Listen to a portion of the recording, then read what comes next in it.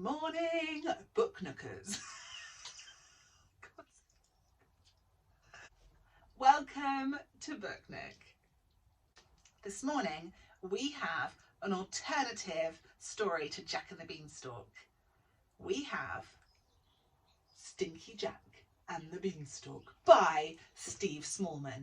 I really recommend these stories. There are a set of them and they're all about keeping clean and our hygiene. So do take a look. The link is below. Stinky Jack and the Beanstalk by Steve Smallman. Once upon a time, there was a poor young boy called Jack. He lived with his mum in a tumble-down house in the country.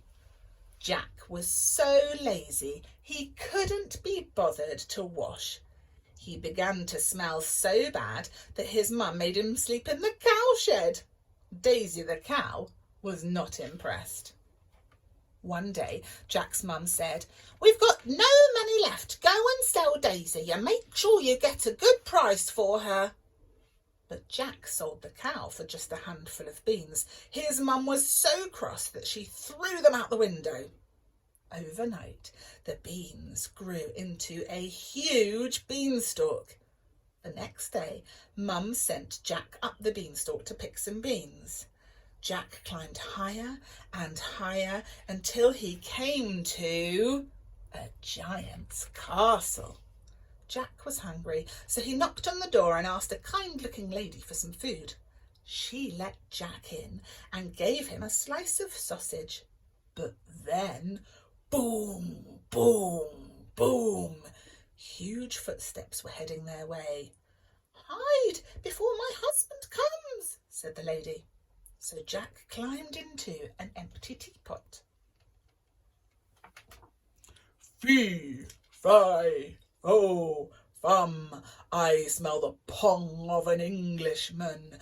Be he alive or be he dead, I wish he was somewhere else instead," roared the giant. "Nonsense," said his wife. "I can't smell anything. Eat your sausages." After lunch, the giant started counting his money. Jack had never seen so many coins. Soon the giant fell asleep.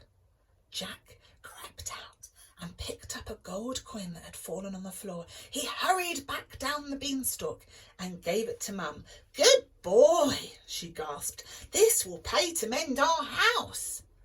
Now, please, Jack, have a bath." But Jack shot back up the beanstalk. Back at the castle, the giant's wife let Jack back in, but then, "Fee, fi, fo, fum, I smell the pong of an Englishman. Be he alive or be he dead, I wish he was somewhere else instead," roared the giant. "Nonsense," said his wife. "It must be a blocked drain. Now eat your sausages." After supper, the giant fetched a little goose and popped it on the table. "Lay, goose, lay." Honk, plop, thud. The goose laid a solid gold egg. The giant soon fell fast asleep.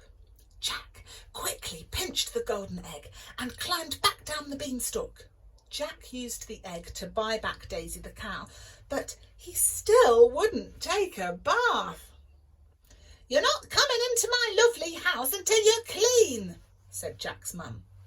Daisy wouldn't let him in the cowshed either, so Jack had to sleep outside on a pile of leaves. The next day, stiff and achy, Jack climbed back up the beanstalk. Jack had just sneaked back into the beanstalk when, "Fee, fi, fo, fum, I smell the pong of an Englishman.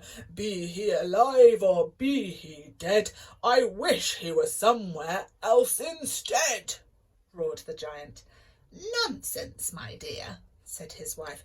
"Perhaps you've trodden in something. Now eat your sausages." That evening, the giant fell asleep listening to a magical singing harp.